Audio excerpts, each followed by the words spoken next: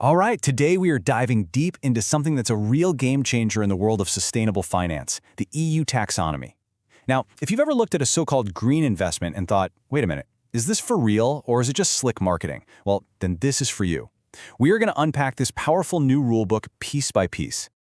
So let's be honest, the market for sustainable investing has absolutely exploded.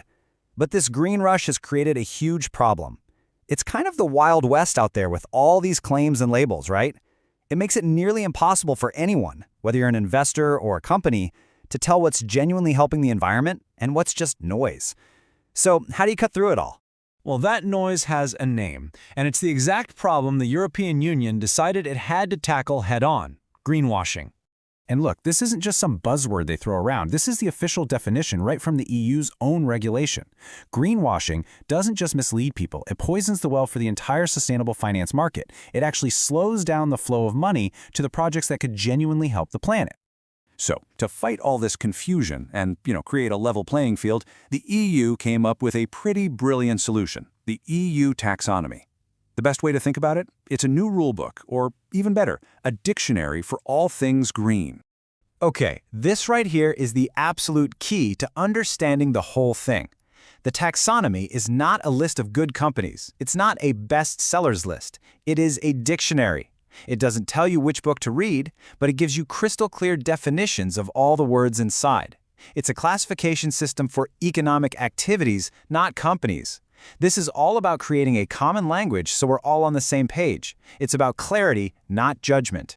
So here's the bottom line. By creating a single shared language for the entire European Union, the taxonomy makes the green label something you can actually trust. It makes it credible, comparable, and totally transparent. It's about making sure everyone is reading from the same script when they talk about sustainable investment. Okay, so how does an activity actually get into this new green dictionary? Well, it can't just claim to be green. Oh no. It has to prove it by passing a really tough 4-part test. Let's take a look at what that involves. First up, the activity has to make a real, measurable, positive impact, a substantial contribution to at least one of these 6 big environmental goals. We're talking about the big stuff: fighting climate change, adapting to it, protecting our water, shifting to a circular economy, cutting out pollution, and bringing back biodiversity. But, and this is a big but, that's just the first hurdle. Making a positive splash in one area is great, but the EU wanted to make dead sure that fixing one problem doesn't accidentally create another one somewhere else. And here they are. To be officially taxonomy aligned, an activity has to nail all 4 of these conditions.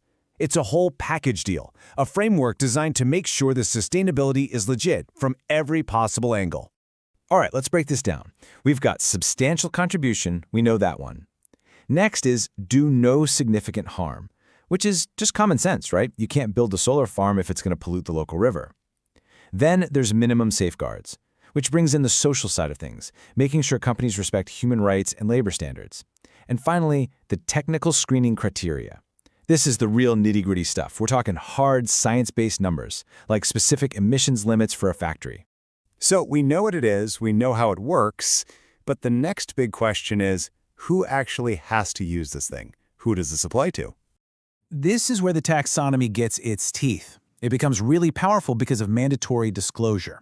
The EU is basically forcing the biggest players in its economy to use this new language, wiring it directly into the financial system. So who's on the hook? Well, it's 2 main groups: large companies and financial market players, like asset managers.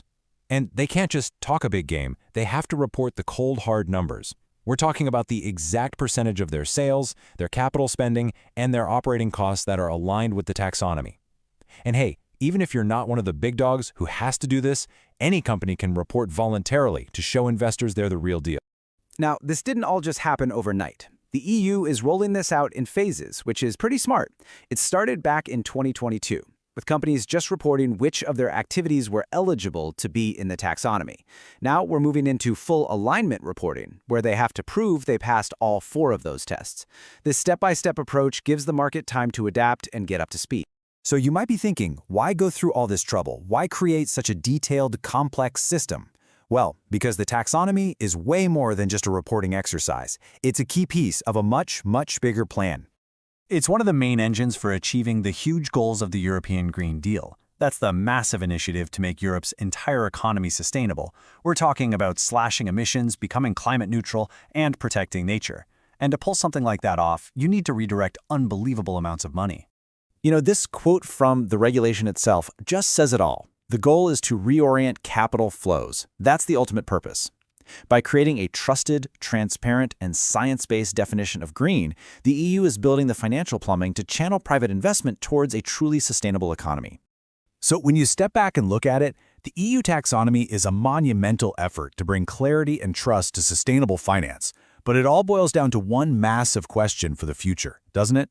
By giving everyone a common dictionary, will we actually change the conversation? And more importantly, will it actually change where the money flows? Only time will tell if this new common language can be translated into a truly green future.